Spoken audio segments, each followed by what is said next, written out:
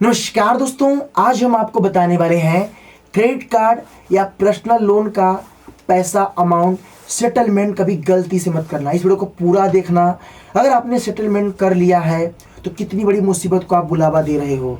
ये हमारे व्यूअर्स हैं जिन्होंने बैंक ऑफ बड़ौदा से लोन लिया था और कुछ दिक्कत था, पेमेंट नहीं कर पाए।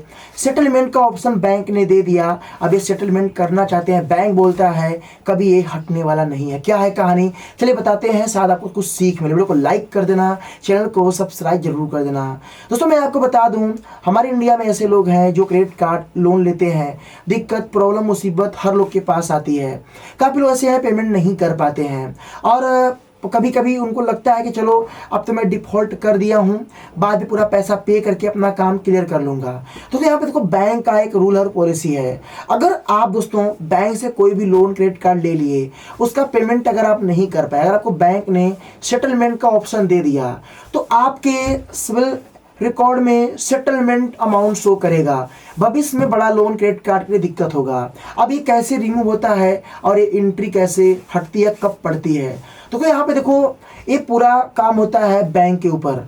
अगर जो बैंक ने आपको सेटलमेंट का लेटर दिया है तो आप उस बैंक से ऐसा बोलो कि मैं जो है सेटलमेंट जो आपने लेटर हमको दिया है, हम इसे एक्सेप्ट नहीं करते हैं।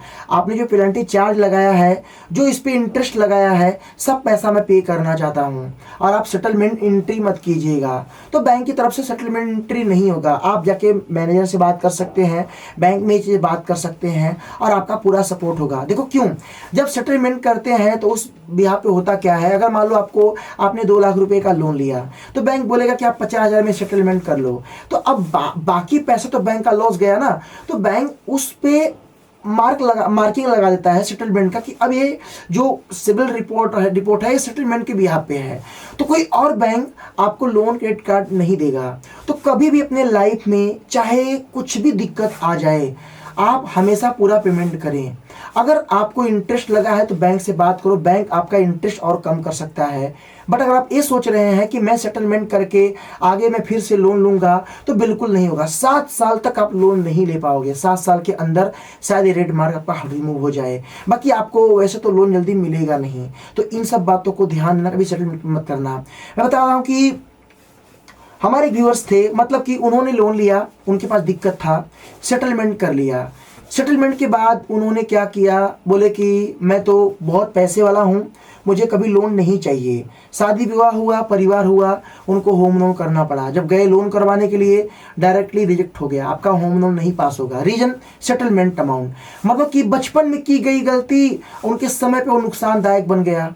फिर बैंक गए, वहाँ पे बैंक से बातें किया तो उन्होंने उस अमाउंट को सेटलमेंट किया था। बैंक बोला मैं इस सेटलमेंट के लिए एक लेटर जारी कर सकता हूं, मैं रिक्वेस्ट डाल सकता हूं, बट आपको करना क्या है, जो आपने इसके पहले जो गलती किया था उस अमाउंट को अगर आप इसके लिए पूरा पे करना चाहते हैं तो मैं इसके लिए एक रिक्वेस्ट डाल सकता हूं, अगर इसमें हो सकेगा तो आपका काम हो जाए।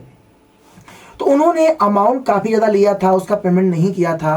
पूरा पैसे का उनका जो रिक्वेस्ट था एक्सेप्ट हो गया, पेमेंट किया, उनका सेटलमेंट रिमूव हुआ 90 दिवस के अंदर। तो फिर उनको आगे चल के लोन के लिए दिक्कत नहीं हुआ। तो आप लोग ये काम जरूर करना, सेटलमेंट वाला चक्कर मत करना। चाहे कुछ भी हो जाए, किसी भी हालत में सेटलमेंट मत करना। अगर आपको ये जान लेना है कि मुझे कभी लोन लेना ही नहीं है, तो सेटलमेंट करना कोई दिक्कत नहीं है, वैसे मत करना, बाकी आपकी मर्जी। ये बातें मैं आपको इसलिए बता रहा हूँ, हो सकता है आपके लाइफ में कब आपको बड़ा लोन लेना पड़ जाए। वीडियो कैसा लगा लाइक कर देना, चैनल को सब्सक्राइब करके बेल आइकन को ऑन कर देना।